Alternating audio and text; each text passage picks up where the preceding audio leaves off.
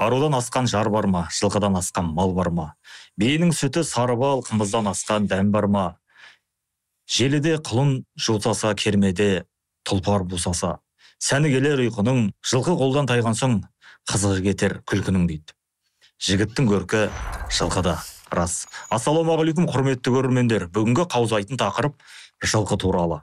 Осының ішінде ат спорты саласы. Арнайы қонағымыз студиямызға келді. Осы саланың жілігін шағып майын ішкен азамат, Қазақстан Республикасы Алматы облысы ат спорты федерациясының бірнеше жыл қатарынан тәуелсіздік жылдарынан бері қарай басқарған осы істің біраз бүге-шүгесін білетін ағамыз, ел ағасы Орынтай Әмірғалиев. Аға, қош келдіңіз. Рахмет. Алдымен осы сөздің басын қазіргі таңдағы ат спортына баға берсек. Ел ішінде мынандай бір әңгіме бар. Өзге елдермен салыстырғанда қазіргі таңда біздің ат спорты кенжелеп қалды. Халық айтса да қалып айтпайды. Осы іске сіз қандай баға бересіз? Енді ат спортына келетіндей болсақ, бұл енді бәйге түрлері деген біздің ата-бабамыздан келе жатқан сонау үлкен дәстүр. Оның жөн жоралғысы бар, оның өзінің мәдениеті бар.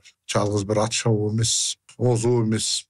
Ол бір кісілік, адами, елмен жұртпен араласу. Мысалы, бәйгелердің бәрі сонау Ақан серінің құлагерін білесіз, Сағынайдың қасындағы 300 ат жиналып жаңағы құлагерді білесіз. Кейінгі Құнанбай атамыздың әкесі Өскенбай қарияның бәйгесін білесіз. Енді 100 жылдан арғы дүниедер ғой. Мысалы, біз мына Жамбыл ауданы енді өздеріңіз білесіздер, аттың бәйгінің жаңағы ең үлкен аудан ғой. Мына бәйге жағына келетіндей болсақ. Европаның қазіргі классикалық бәйгелері әлем мойындап отыр ғой. Басқа шет елдердің мысалы өтіп жатқан жарыстары болсын, олимпиадалық жарыстар болсын. Біз осы олимпиадада мысалы өзімізді көрсету керек едік қой, осы көшпенді мемлекет ретінде, аттың үстінде жүрген ел ретінде. Жарайды, бұл жалпы бұл саласында біз кенжелеп қалдық. Сол елдің бапкерлерін алып келіп, екі жақтан тәжірибе алмасу ретінде. Ол бапкерлер біз жеке клуб ашқан кезде 2003-2004 жылда бүкіл Россия басып қалды. Өзімізде шабатын жеке жоқ. Тренердің жартысы Ресейден келді. Жакейдің бәрі Россиядан алдыратын болды. Сол болған әңгіме. Қазір енді бар ғой, Құдайға тәубе, қазір өз біздің жігіттер шауып жүр ғой. Бірсыпыра балалар шауып жүр. Солардың жаңағы дұрысырақ қойдың жаңағы. Ол ипподром болу керек. Ипподром болу керек. Мысалы, Кабардинский конный заводтың да өздерінде біз кезінде не болған екен. Восход конный завод. Заводтың өзінде жаңағындай школа, жакейлердің мектебі болған. Көрдіңіз бе?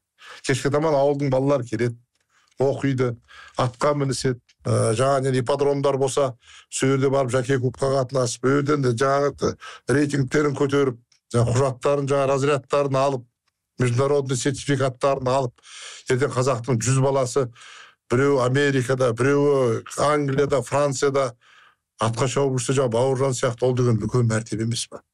Міне біздің мәдениет, соған жетсек, біздің мәдениетіміз, сонда біз ат бегіміз. Жақсы ағам, қазір халықаралық деңгейдегі, мысалға, осы Бауыржан Мырзабаев шауып жүрген шабандоздардың белгілі салмақ мөлшері қандай болу керек? Мына конкурда, атта, бәйгеде. Енді ол мысалы скачкада мына Бауыржандар 55-ке барам. Бауыржан бойы 1,70 деді ғой деймін, 70. Ол абдан қиналам деді. Қандай диетамен мысалы, оғанда сила болу керек қой. Оғанда шыдап беру мысалы оңай емес қой. Күніне 10 скачкаға шабу деген. Ол шектеленген. Өрді өткені 1 килограммның өзі бір айналып келген кезде 1-2 корпус егер 1 килограмм сенің салмағың жоғары болатын деп болса, уже 2 корпус озып кетеді екенсің жаңағы. Уже научно жаңағы нетілген. Ғылыми дәлелденген дүние ғой. Осыны ол строг мысалы. Ертең салмаққа нетпесең шаппайсың болды. Ол бәйгенің алдында да сен өлшенесің, бәйгеден келгеннен кейін өлшенесің. Неге осы аграрлық салада, ғылыми бағытта жылқы саласы сондай бір өздеріңізде бастама болды ма? Ғылыми саласына баса назар аудару. Енді ол уақытымен ғой балам, ол уақытысыменен. Әр нәрсе уақытысымен ғой. Әлгі Москва сразу не строилась дейді ғой мысалы. Бірақ жаңағы көп талпыныс болды жігіттердің жаңағы, мысалы осылай. Кони ферма құрып, завод құрып, мысалы. Ары қарай жоқ болды. Ол қанша өз шамасымен айғырды жаңа айтып отырмын ғой, мысалы мемлекет Минсельхоз арқылы мысалы бір 10 айғыр алдырып қойса, керемет. Ертең ол өзіне де кіріс болып тұрады ғой. Барғаннан кейін қаражатын төлейсің ғой жаңа. Бір 100 бие, 200 бие тоқтататындай болса, ол да әжептәуір өзінің сама окупаемость мысалы хотя бы өзін жаңағы анау күтушілерге, сүйерге, баптаушыларға, қараушыларға мысалы жем шөбіне өзін ақтап тұрады. Ол енді біз енді көшпенді халықпыз ғой. Бабаларымыздың бәрі аттың үстінде, бізбен ешкім енді нетпейді ғой. Сол мәдениет қалыптастыру керек. Аттың ішінде жүрген сіздер ғой. Әсіресе ат спорт саласында. Өздеріңізден кейін ізбасарларыңыз келе жатыр. Соларға да бір ұсыныстар айтып, мынау ат спортны дамыту үшін осындай нәрселерді барып айту керек, ұсыныстарды білдіру керек. Мысалы, федерация бар бізде.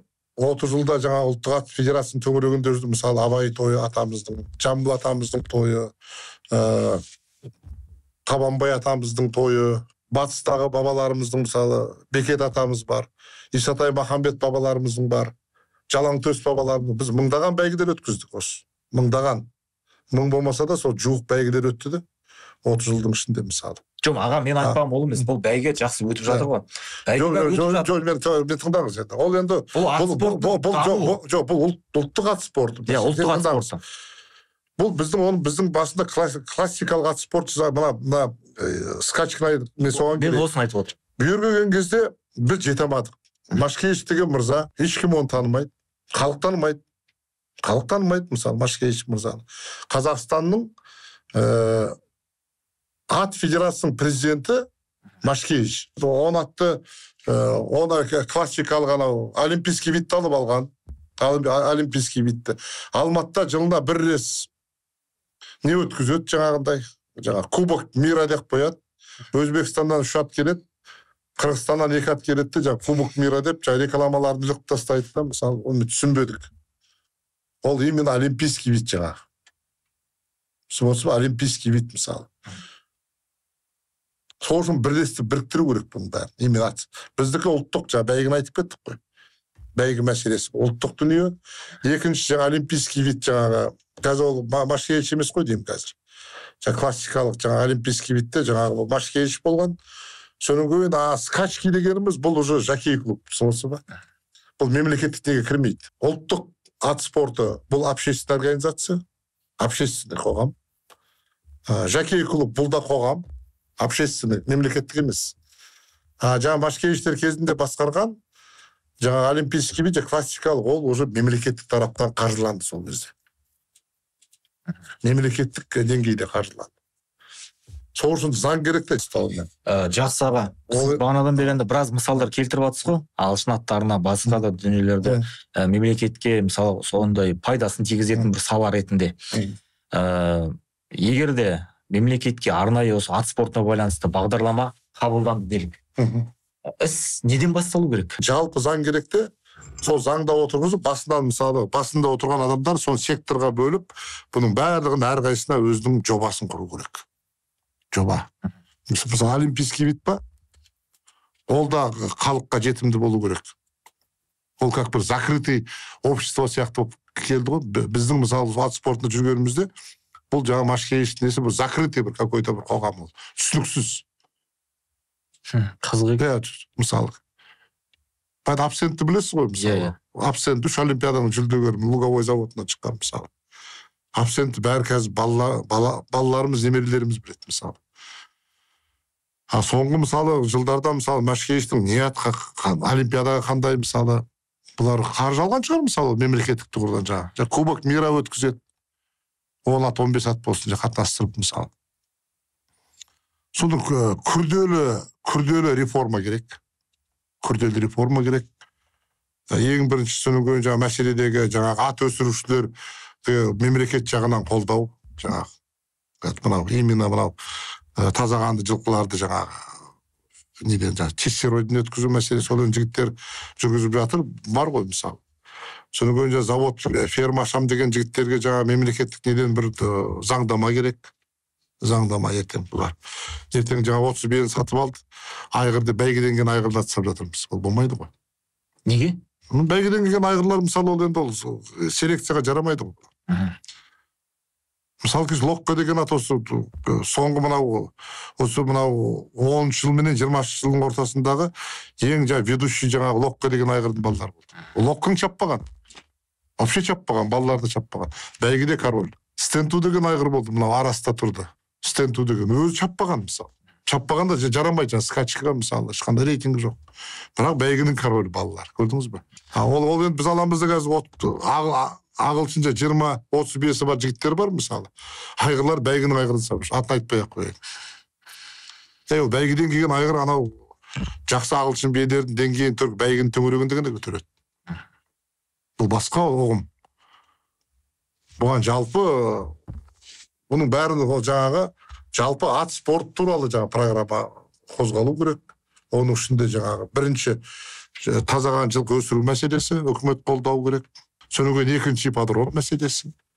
Ипподром мәселесі. Содан кейін жаңағы біздің ұлттық неміз, бәйгіміз, содан кейін жаңағы шұқыр бәйгіміз, ипподромны жаңағы испытание дейді аттарды, лабораториядан өткізу мәселесі. Содан үшіншісі жаңағы олимпийский видтеріміз жаңағы. Конкурсымыз бар, выездкіміз бар. Ол да мемлекеттен ол бар ғой, мысалы, олимпиада өтеді ғой, мысалы. Ол да біздің ол қазақтың жерінде болғаннан кейін, қазақтың мемлекет болғаннан кейін бізде құқығымыз бар ғой, мысалы. Оны айналысуға. Аллаға шүкір қаржы бар. Мамандар тарту керек. Мамандар. Жастарымыз шығу керек, сыртқа шығу керек. Бәйгеден ғана кім қуанамыз, ана Бауыржанның несі, біздің Бауыржан деп қуанамыз. Атқа мінгелі бері ат спортының жанашыр ретінде бірден бір өзіңізді танып өстік. Осы Жамбыл ауданының бірнеше бәйгелерін өткізуге үлкен үлесіңізді қосып келесіз. Өзіңізден кейін енді ізбасарларыңыз да келе жатыр. Қазіргі осы ізбасарларыңызға көңіліңіз тола ма? Жастарға қазір енді жастарға кішкене имандылық керек, сабырлық керек. Біз ана группа деген группалар бар ғой бізде мысалы. Жастардың мынау кішкене мәдениет мынау. Мәдениеттен кетіп баратырмыз. Мәдениеттен ақсап баратырмыз. Ақыл айтушы көп. Ақыл айту үшін кішкене жас кезіңден адам ақыл айтпайды. Жас кезде адам тыңдау керек, көбінесе. Мен өзім ұяламын мына группаларда көп несінен. Группа деген жақсы ғой, бұл информация алып отырамыз. Бұл қайерде бәйге болады, қорытындысын алып отырамыз. Бірақ жаңағы аузым мен екен деп ора беруге болмайды ғой, мысалы. Сол үшін кішкене жастарға айтатыным кішкене біз қазақылықты, имандылықты, сабырлықты, үлкен мен кішіліктің ортасын мысалы жаңағы. Біз өзіміздің ескі қазақи болмысымыздан кішкене ауытып кетпеуіміз керек. Сол ат бабаларымыз мінген. Бізден бұрын мінген, бізден бұрын шапқан, бәйгені де шапқан мысалы. Желігі болмайды. Ат үстіндегі адам желігеді ғой мысалы. Атқа мінген жігіт бір мезгіл құдайынды ұмытады деген сөз бар қазақта мақал. Сол үшін ат желікпеу керек, сабырлы болу керек. Кеше ғана Қабырханның иесі бауырымыздың аты кім еді? Риза болдым ана. Сабырлы жігіт екен. Сабырлы, аспайды, саспайды. Мысалы, ол как будто бір біздің бұрыннан, сендер ол арабтардан да бұрын біз жаңағы жапондардан да біз атқа мініп жүрген жаңағы адамның тұқымдары екенімізді білдіреді мысалы. Осы жастар деп айтасыз да, өзіңіздің замандасыңыз осы еліміздің батыры болған Қаныбек ағамыз. Ел ішінде бір сөз бар. Қаныбек ағамыз бір бәйгеле болып бір ауылға тоқтап, бір жолдасына келіп, жаңағы сол бәйгеде өзінің аты бірінші орын алған екен. Сол бәйгеден бірінші орын алып, бір Волга автокөлігі. Ол кезінде мықты дүрілдеп тұрған кез ғой. Жолдасының жағдай қарапайым бір шарбақ үйде тұратын жігіт көрінеді. Қасындағы бір баласы жүгіріп шығып жаңағы баланың көлікке қызыққанын көреді екен да. Қаныбек ағамыз жомарттығымен, мәрттігімен сол ұтып алған, бәйгеден ұтып алған көлігін тастап кетеді сол балаға. Осында бір ел арасында әңгіме бар да, бұл қаншалықты шын, қаншалықты рас. Қаныбек ағамыз жалпы атпен айналысқан ба? Сол туралы айтып өтсеңіз. Енді ол Қанекең батыр жігіт қой. Ол мына баяғыда Ғабит Құралбаев деген мықты бапкер бар бізде. Бұрған ауылында тұрады. Көгершін аттың иесі, атақты Көгершін баяғы. Үш би атамыздың бәйгісі тұтқан неде. Ордабасыда, Чимкентте. Сол кезде Қанекең бір мәшинені сөйдегі жаңағы жатқан үйге тастап кеткен. Демек рас. Иә, рас. Сол үшін өлеңдер шықты ғой жаңағы. Біздің елдің жігіттері деген Есенғұл Жақыпбектің өлеңі бар емес па? Жолықсаң біздің елдің тентегіне, өмірдің қарамайды келтегіне, қонаққа жалғыз атын сойып беріп, жүген ұстап кетеді ау ертеңге деген. Ол мәрттік қой енді. Ол мәрттік. Қанекең ол өте қазақи азамат болған. Маған да сол кісі бата берген. 90-шы жылдың басында ол кезде қиын уақыт бір әрге.